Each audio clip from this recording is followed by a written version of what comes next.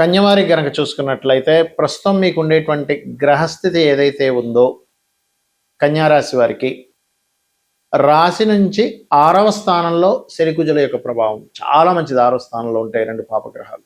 కానీ ఇదే కుజుడు 7వ స్థానంలోకి శనితో కలిసి ఉంటున్నాడు. ఎప్పటి నుంచి 2 ఏప్రిల్ నుంచి మిడిల్ ఆఫ్ ది మే వరకు కూడా, అంటే దాదాపుగా 17th మే వరకు కూడా ఉంటాడు.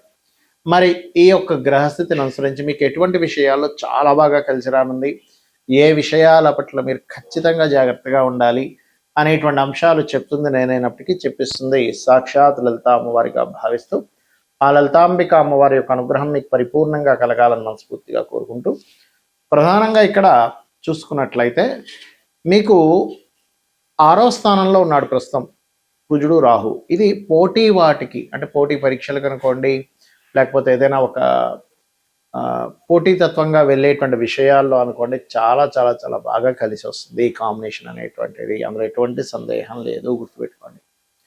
అయితే ఈ 2 గ్రహాలు కలిసి అక్కడ ఉంటూ కుజుడు మరలా 7వ స్థానంలోకి వెళ్తాడు, శనితో కలుస్తాడు వెళ్ళి.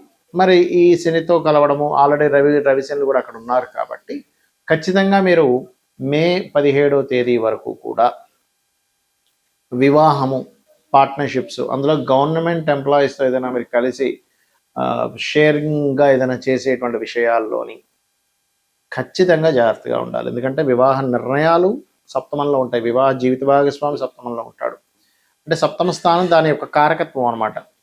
అదేవిధంగా పార్ట్నర్స్ని కూడా మనం 7మంలో చూస్తాం కాబట్టి ఇక్కడ మనకి కుజుడు రాహు నుంచి విడిపోయినటువంటి ఆ యొక్క కుజుడు శనితో కలుస్తున్నాడు కాబట్టి ఇది. అయితే ఈ 6వ స్థానంలో ఉన్నంత కాలము, అంటే 2 మే వరకు మాత్రం, 2 ఏప్రిల్ వరకు మాత్రం, ఎప్పుడైతే కుజరాహులు 6లో ఉంటాడో అక్కడ స్పోర్ట్స్ రంగాల్లో ఉండేటువంటి వారికి చాలా బాగా కలిసి వస్తుంది. అప్పులు లభిస్తాయి, శత్రువుపై జయం ఉంటుంది. అదేవిధంగా కొంత అంటే ఏదైనా సరే సాధించగలను అనేటువంటి ఒక కాన్ఫిడెన్స్ లెవెల్స్ కూడా ఈ కుజరాహులు కలయిక వల్ల 6వ స్థానంలో ఉన్నప్పుడు ఇస్తుంది.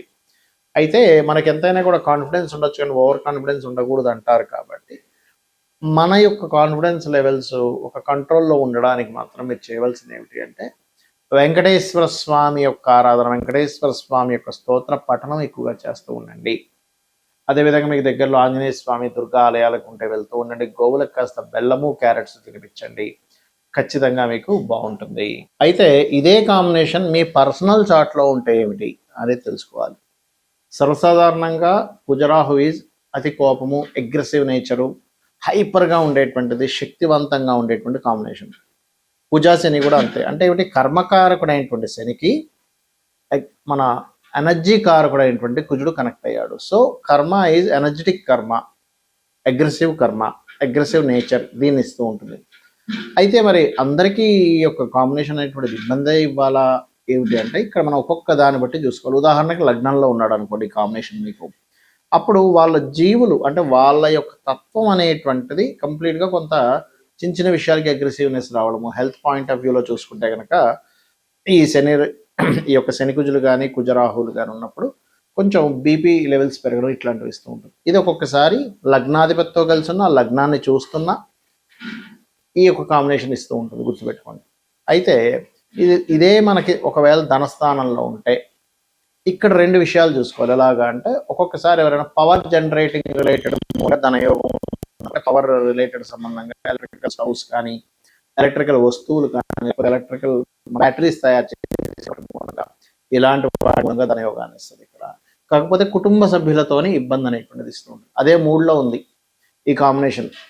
మళ్ళీ చెప్పిన కాంబినేషన్ ఒకసారి గుర్తుపెట్టుకోండి. కుజరాహు కానీ లేకపోతే కుజుడు శని కానీ గుర్తుపెట్టుకోండి. సో 3లో ఉన్నప్పుడు మాత్రం కొంచెం అన్నదమ్ములతో గొడవలు ఇస్తుంది, కానీ మీకున్నంత ధైర్యం ఎవరికీ ఉండదు. అంత అద్భుతమైన ధైర్యాన్ని ఇస్తుంది. అయితే ఇక్కడ ఈ లగ్నానికి శుభులకి పాపులకి తేడా ఉంటుంది. ఎలా అంటే ఇప్పుడు ఈ కాంబినేషన్ ముఖ్యంగా కుజుడు ఎన్ని డిగ్రీల్లో ఉన్నాడు, రాహు ఎన్ని డిగ్రీల్లో ఉన్నాడు, ఆ లగ్నానికి కుజుడు శుభుడా, రాహు శుభుడా, లేకపోతే కుజుడు శుభుడా, శని శుభుడా అనేటువంటిది కూడా చూసుకోవాలి. ఎవరిని క్యాప్చర్ చేశారు, ఆ క్యాప్చర్ని బట్టి మీకుండే లగ్నాన్ని బట్టి కూడా చిన్న పిసర ఆ తేడా అనేటువంటిది వస్తుంది. అంటే ఒక గొడవ జరిగినప్పుడు మీకు లాభం కలగాల, నష్టం కలగాల అనే దాని మీద ఆధారపడుతుంది. సో ఈ 4వ స్థానంలో ఉన్నదనుకోండి ఎవరికైనా కుజుడు రాహు కానీ, లేకపోతే కుజుడు శని కానీ, అప్పుడు వారికి ఏంటంటే వాళ్ళు ప్రాపర్టీస్ తీసుకునేటప్పుడు వాళ్ళ పేరు మీద తీసుకోకూడదు. ఇంట్లో జీవిత భాగస్వామి పేరు మీద కానీ, సంతానం పేర్ల మీద కానీ తీసుకోవాలి ఎప్పుడైనా సరే. ఎందుకంటే ఇక్కడ ఈ కాంబినేషన్ ఒక్కొక్కసారి కొన్ని చూడండి మోసపోవడాలు, లేకపోతే కొన్ని గొడవలు జరగడాలు ఈ ప్రాపర్టీ మీద ఇస్తూ ఉంటుంది. ఇక పంచమం అయితే సంతానంతో కొంత గొడవలు ఉంటుంటాయి, అదేవిధంగా ఫ్రెండ్స్తో గొడవలు ఉంటాయి, షేర్ మార్కెట్ మూలంగా వీళ్ళు ఇబ్బంది పడతారనేటువంటిది అర్థం చేసుకోవాలి. 6లో కనుక ఈ కాంబినేషన్ ఉంటే టఫెస్ట్ ఫైట్ అంటే ఏమిటంటే మీరు ఎంత స్ట్రాంగ్గా ఉంటారంటే అసలు అర్థం కాదు అవతలడికి, బాబా ఇంత స్ట్రాంగ్ ఏంటారా మనిషి అని. 6th హౌస్ ఈజ్ పరాక్రమ స్థానంగా మరియు శత్రు నాశన స్థానంగా చెప్తారు. అందుకే పాపగ్రహాలు 6లో ఉన్న వాళ్ళతో ఎక్కువ శత్రుత్వాలు పెట్టుకోకూడదని శాస్త్రం. ఇక 7వ స్థానంలో కనుక ఉంటే మాత్రం జీవిత భాగస్వామితో వివాహం అయ్యేటువంటి అంశాలని, పార్ట్నర్స్తోని గొడవలు జరుగుతుంటాయి. లగ్నం నుంచి అష్టమంలో ఉన్నప్పుడు తాతగారి ఆస్తి విషయంలో గొడవలు రావడము, తాతగారి ఆస్తి మీరు యాజ్ ఇట్ ఈజ్గా తీసుకోకుండా అమ్మేసి ఇంకోటి కొనుక్కోవడం చేస్తూ ఉండాలి. భాగ్యంలో ఉన్నప్పుడు తండ్రి గారికి కాస్త అగ్రెసివ్ నేచర్ ఉండడము, అదేవిధంగా తండ్రి గారికి గమనించుకున్నట్లయితే తనకి కొంచెం బీపీ లెవెల్స్ ఇవి ఉంటే కాస్త జాగ్రత్తగా ఉండాలి. అలాగే లాంగ్ జర్నీస్ చేసేటప్పుడు కొంత జాగ్రత్తగా ఉండాలి. ఇంకోటి ఈ కాంబినేషన్ 4లో ఉన్నప్పుడు, అష్టమంలో ఉన్నప్పుడు కూడా కొంత యాక్సిడెంట్స్ కూడా ఇస్తుంది. దశమంలో ఉంటే వృత్తిలో రాక్షసుల్లా పనిచేస్తారు. అదేవిధంగా ఏంటంటే అతనంటే బాబోయ్ ఆయనంటే కెరియర్లో చాలా ఇదండి, లేకపోతే కెరియర్లో ఒక్కోసారి ఏమవుతుంటుంది అంటే కొలీగ్స్తో గొడవలు అవుతూ ఉంటాయి. ఇక లాభంలో ఉంటే అన్ని రకాల లాభాలు ఇస్తాయి 2 పాపగ్రహాలు ఉన్నప్పుడు. వ్యయస్థానంలో ఉన్నప్పుడు మాత్రం విదేశాలకు వెళ్ళి అక్కడ ఇబ్బంది పడడము, లేదా మ్యారిటల్ లైఫ్ కొంత డిస్టర్బెన్సెస్గా ఉండడం ఆఫ్టర్ మ్యారేజ్ తర్వాత జరుగుతూ ఉంటుంది.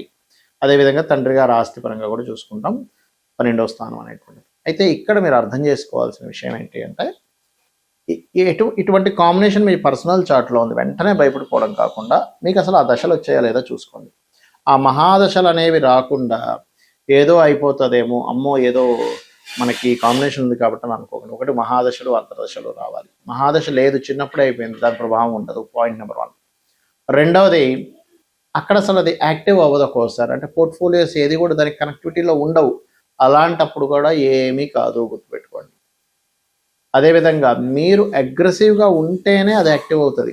మీరు అగ్రెసివ్ నేచర్ తగ్గించుకుంటే కూడా అది యాక్టివ్ అవ్వదు, గుర్తుపెట్టుకోండి. ఇప్పుడు ఎగ్జాంపుల్ 3లో ఉంది, కమ్యూనికేషన్స్ ద్వారా గొడవలు రావాలి, కానీ మీరు దాన్ని అర్థం చేసుకొని అస్సలు మీరు అగ్రెసివ్ నేచర్ని అసలు ప్రదర్శించకుండా చాలా కూల్గా సిచ్యువేషన్స్ అర్థం చేసుకుని ఉంటే అది యాక్టివ్ అవ్వదు. ఎప్పుడు కూడా మన యొక్క యాక్టివిటీస్ మీద గ్రహం యాక్టివ్ అవుతుంది, గుర్తుపెట్టుకోండి.